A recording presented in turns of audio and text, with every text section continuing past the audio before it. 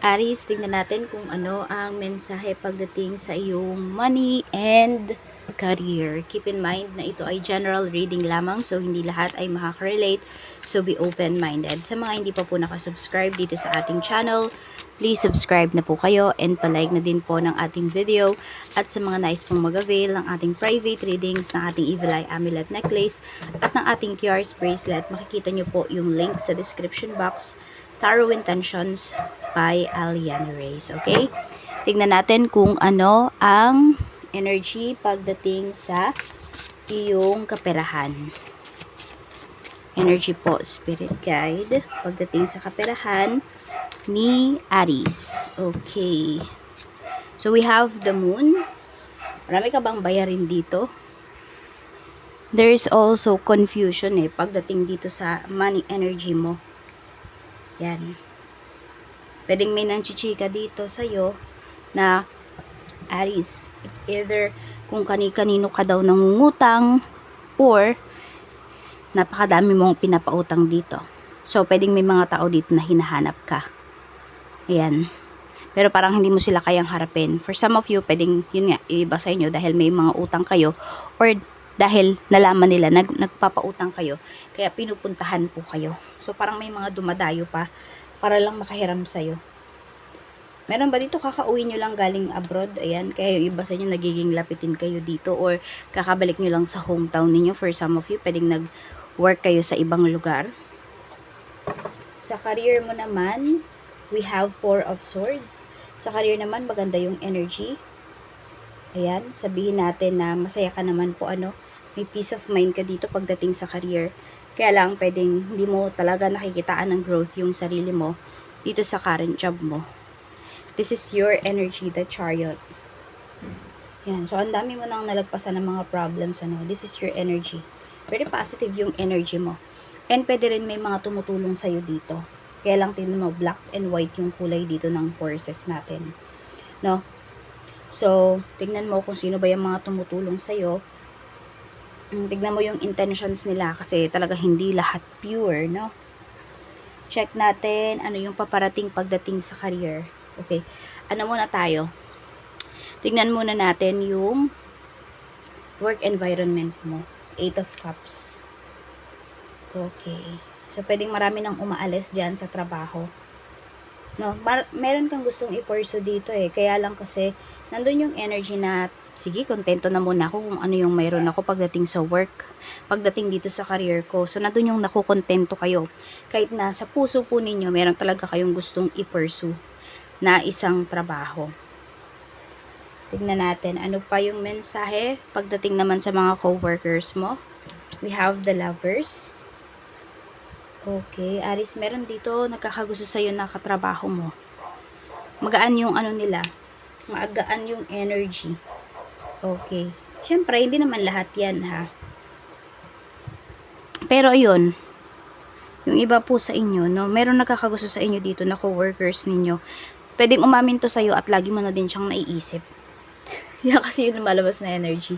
Lagi kanyang naiisip. So, parang, ayun, ngayon din, ikaw, lagi mo na din naiisip yung tao na to. Nababother ka. So, we have Justice. So, pwedeng dito ka sa taong to nababother sa co-worker mo na to na umamin sa'yo, na nag-confess sa'yo. Tingnan natin, ha. 7 of Cups. Okay, so ganito lang talaga yon. So, huwag kayong magpapadala po, ha. Dahil yung taong to, hindi talaga pure yung intention sa'yo. Nakita mo, we have 7 of Cups. Maaring hindi lang ikaw yung pinopormahan yan sa trabaho. Hindi lang yan sa'yo sweet. Or kung hindi man umamin sa'yo yung tao na yan, pwedeng nagiging sweet kasi siya sa'yo, diba? Basta meron siyang mga pinapakita na bibigyan mo talaga ng motibo. Pero wag niyo pong bigyan ng motibo kasi kawawa lang kayo dyan. Iiyak lang kayo sa tao na yan. Moran katrabaho niyo po yung lumalabas dito. Aries. Sun, Moon, Rising, and Venus. Okay? So, pikit nyo na lang yung mga mata nyo pagka may ginagawa yung taong to na may pinapakita siyang effort sa inyo. Kasi, yun nga po, hindi yan seryoso. 9 of Cups. Yan, okay naman talaga yung iba sa inyo sa work. Parang nandun nga talaga na nakokontento muna kayo pagdating sa inyong trabaho. Less toxic naman. Lalo na kung hindi mo na mapapansinin yung mga toxicity, 'di ba, sa work. Check natin. Okay, pagdating naman sa kaperahan mo, kamusta? We have the wheel. Maganda yung kaperahan mo dito, kaya nga din siguro maraming tao, no, na gusto kang lapitan, ganyan. May tumatakbo ba dito? Sa politics. We have Queen of Cups. You know, parang marami talagang gustong lumapit sa'yo. Ten of Swords. Kaya lang kasi, kayo nga yung tumatanggi na dahil nga, syempre, iba ayaw nyo naman na, ganyan lang yung maging tingin sa inyo ng mga tao na nilalapitan lang kayo pag may kailangan sila. Tsaka, syempre, iniingatan mo yung kaperahan mo kasi pinaghirapan mo yan. Queen of Pentacles. Marami po talaga sa inyo maunlad na ang inyong buhay. 'Di ba? Or kumikita po kayo talaga ng sobra. Pero kahit sobra 'yan, 'di ba? Para 'yan sa future ninyo, hindi 'yan para ipamigay lang.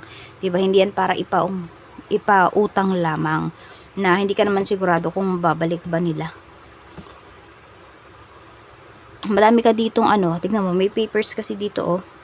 So, yung iba po sa inyo, ayan, meron kayong pagkakaabalahan, pagkakagastusan. Pwedeng yan po ay property, baka may bibili ng property dito. O kaya naman matatapos nyo na yung bahay na binabayaran po ninyo. Or pwedeng sasakyan din yan kasi we have the will eh. So, parang yan, big purchase. Okay, para po sa mga may utang, tingnan natin. It's either kayo ba yung may utang or kayo yung inutangan, magbabayad ba? Makabayad na ba? Knight of Cups. Makakabayad naman po, ayan. Ibabalik naman po kung ano yung naitulong ninyo. At kung kayo naman po yung may utang, makakabayad din naman daw po kayo. Check natin sa mga magta-travel dyan, may visa ang inaayos. Tignan natin, ma-approve ba? Makapag-travel na ba kayo? 7 of Pentacles. Ma-approve daw po yan. Huwag kayo mawalan ng pag-asa. Medyo matagal nga lang. Pwedeng may delays siya. Pero wag daw kayong sumuko, sabi ni Universe. Okay, tignan natin kung meron kayong negosyo. Kamusta ang sales? Knight of Swords. Mabilis naman po, mabilis naman yung sales, yung pasok ng pera po sa business ninyo. Check natin yung blockages mo. We have 5 of Wands. Maraming nakikipagkompetensya sa iyo dito. Ayan. So, isa yan. Pwedeng, oo. Okay. Yan. May mga tra-trader sa iyo dito. So, pwedeng yan po ay blockages mo. No? Pag may tumatrador sa'yo, bakit? Bakit nga ba nagiging blockages mo yan? Kasi pwedeng mas tinitignan mo yung good side ng tao. Kahit na nafe-feel mo na there is something na going on dun sa tao na yon na parang, teka, parang hindi ko to dapat pagkatiwalaan. Pero hindi nyo sinusunod yung gut feelings ninyo. Yung intuition ninyo, tuloy pa rin kayo. Kaya yung iba sa inyo, naloloko kayo dito. Di ba parang kakaibiganin kayo? Ganon, tapos tsaka kayo tatradorin. Kaya po, ayan, mag-ingat kayo. Tignan natin, pagdating naman sa, yun yung blockages mo. No, nararamdaman mo na, pero parang binabaliwala mo. Sa strength naman po, ano naman yung strength mo, Aries? We have the High Priestess. We have 4 of Pentacles. Ayan. And we have Knight of Wands. So, nakikita ko dito, pagdating sa pera, yan talaga yung strength ninyo. Pag-handle ng money. So, magaling po kayo dyan. Parang kapag may ginastos kayo, bumabalik din talaga siya kaagad. Pero that doesn't mean na every time na may uutang sa inyo, ay papautangin nyo talaga. Pero ayun nga po, pag may nilabas kayong pera, mabilis nyo lang yang nababawi. Strength nyo pa dito. Okay, 3 of Cups. Magaling po kayong parang mag-organize, ganyan, ng mga parties. Ano kayo, parang ano ba yung tawag dun? Very creative kayo. Ayan, isa din po yan. Very creative kayo. Parang kunwari may party, hindi naman kailangan puro gastos. Nagagawa nyo po ng solusyon. Madiskarte po kayo. Ayan, isa pa yan sa traits ninyo, sa strength ninyo. At, meron tayo ditong free sigil. Ayan po.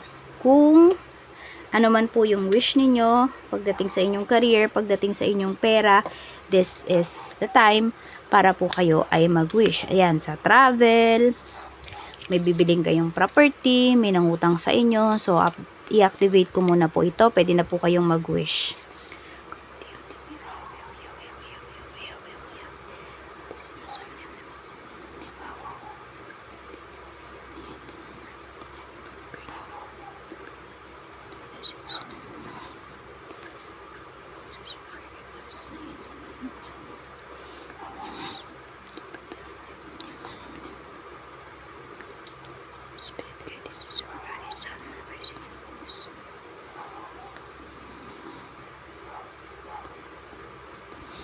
Okay.